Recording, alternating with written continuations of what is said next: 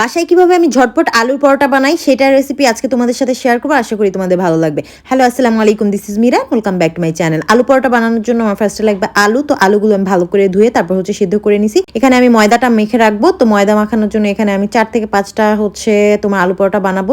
এই জন্য এখানে আমি প্রায় 2.5 কাপ ময়দা নিলাম, লবণ নিলাম পরিমাণ মতো, তারপর 2 টেবিল চামচ পরিমাণ তেল দিয়ে মেখে, এখন নর্মাল যে পানি আছে ওইটা দিয়ে মেখে সুন্দর করে ময়দাটা মেখে আমি একটু রেস্টে রেখে দিব প্রায় 10 মিনিটের জন্য। এদিকে আমি শুকনো মরিচ, তারপর পেঁয়াজ আর একটু বিট লবণ দিয়ে সুন্দর করে মেখে নিচ্ছি। পেঁয়াজটা আমি তেলে হালকা ভেজে নিছি। এখানে ধনিয়া পাতা, পুদিনা পাতা আর একটু কাঁচামরিচ দিলাম। তারপর আলুটা দিয়ে দিব। এখানে পেঁয়াজটা একটু ভেজে নেওয়ার কারণ আলু পরোটায় পেঁয়াজটা একটু হালকা ভেজে দিলে তাহলে কাঁচা গন্ধটা থাকে না। এরপর নর্মাল লবণ দিলাম। তো আগে কিন্তু আমি নর্মাল লবণ দিইনি।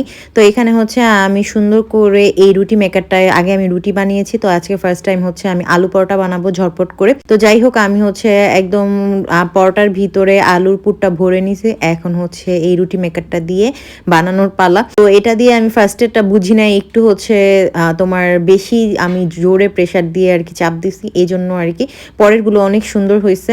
তো এই তো ঝটপট বানিয়ে নিয়েছি। এরপর ঘি আমি ভেজে নিছি। আমি সম্পূর্ণ আলু পরোটাটা ঘিয়ে পাচ্ছি। আমি তেলে আলু পরোটা ভাজি না, আমার ঘিয়ে ভাজতে অনেক ভালো লাগে।